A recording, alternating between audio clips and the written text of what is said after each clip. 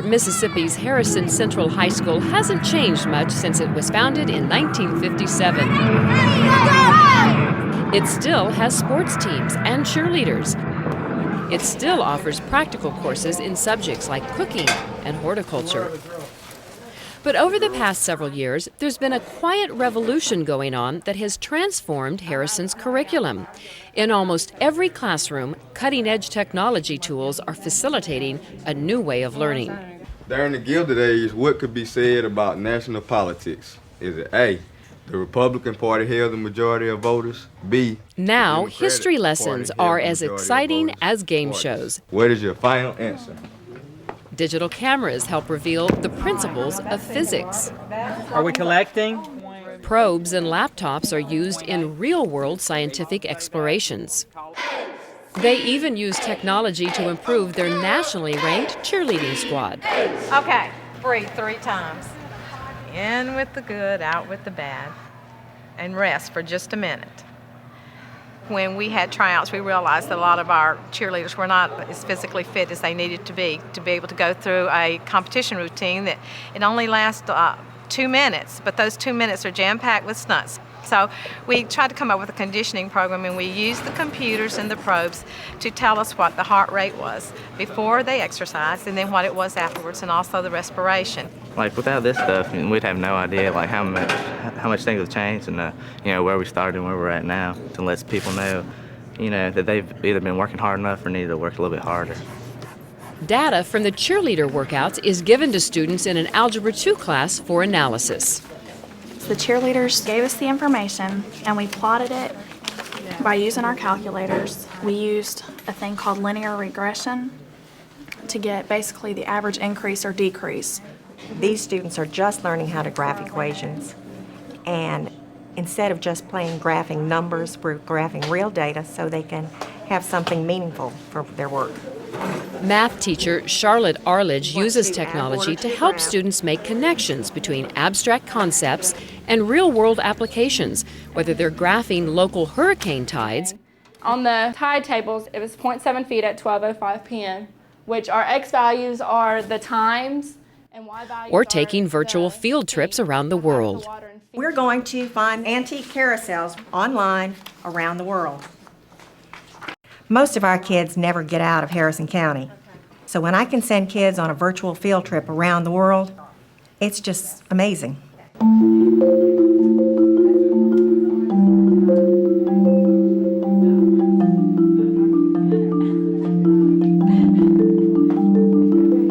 Right now I'm tracing myself so I can determine my velocity of the ball. In this physics class, students use video cameras, photo gates, and other high-tech gadgets to explore the science behind their personal passions. If you consider a minute ago, you went from up there to the floor in a 30th of a second. So your acceleration and your average velocity was a lot faster. The idea that students are actually going to benefit from sitting in the desk all day long, I think is a fallacy and a problem with education. And this gets them moving around, discovering, learning. Discovery, to me, is the most important part of education. I'm going to measure the sound waves and the acceleration or velocity of my strokes. I thought this course was going to be like, oh my God, physics, formulas, math. But actually, when you're actually doing things, it makes it fun. Fun is also part of the lesson plan for this American history class, which combines a game show format with a new remote control technology called eClicks. A, Colorado.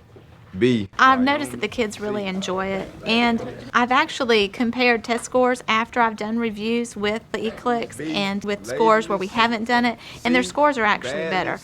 Or is it D, troubleless? Then it's good for me because I can go in, print the result, and I can see who's having problems with what area, and I can cover it again if I need to. Tell me why Wyoming wanted to have women vote.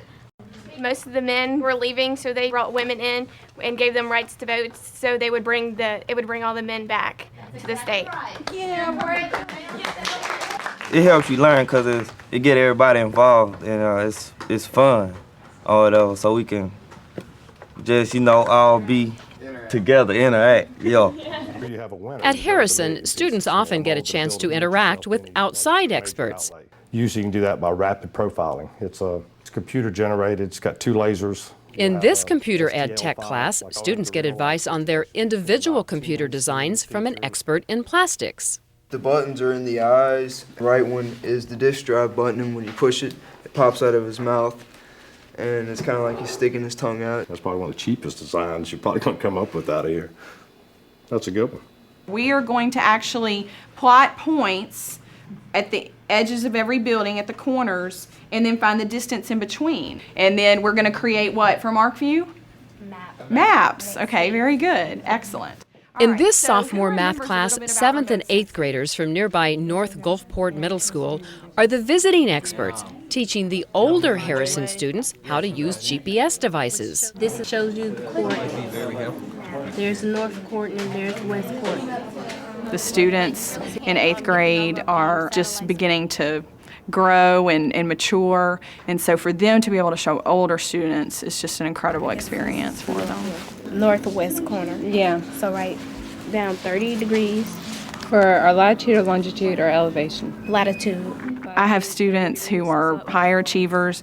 We've got some that are lower achievers, and we've got some in the middle. And once they get their hands on this technology, that just, doesn't even matter. They rise up to the standard that you set for them. And this is something that's new, it's innovative, and one day many of these kids will be doing this for their career. What was it, 30? At this point, you should know which types of probes and what data collection you're going to be making. In an outdoor science classroom built by students, preparations are underway for the weekly lab assignment. After a 15-minute trek on the school's nature trail, students stop at specific points along a stream to take water samples. The data they collect and analyze is then passed on to local water quality agencies. How cold is it? We're at 3.8. One way that you can excite kids is by getting them outside the classroom, letting them get their hands on something and get a feel of what's going on. Take you 1 milliliter of water, pull your film up, place it on the center, lay your film back down, and just run your finger across it. That's all you've got to do. When you can take kids out and actually show them something, let them participate, let them figure out how to do it on their own, and then let them interpret what they figured out. Then it has real meaning for them. See, you're doing pH over time, so within a minute, it's realistic to expect that you would collect 900, 1,000 data sets. Jeez, okay. Okay. Those are the kinds of skills that I think kids need, the analytical skills, not just simple memorization or comprehension. We need to take them beyond that level to being able to explain their reasoning. It's a good water quality indicator, and then the crawfish are under the fair water quality, so I guess the water down there is okay. And then you go to graphic. For District Technology Coordinator Charlotte Daves, this is the kind of learning that makes the challenge of technology integration worth the effort. I love to watch the students learn. I like to see the light bulb go off. I like to see the teachers feel successful. That yes, when you know you did it, that spark, when you see that happen, when you see the classroom gel, when you see the students sparkle, when you have them running up to you, when they want to be at school and they want to learn, you know that you've done what you're supposed to do. Because learning is lifelong, and learning is exciting and it's fun, but it's also personal. And we try to make learning personal in Harrison County Schools.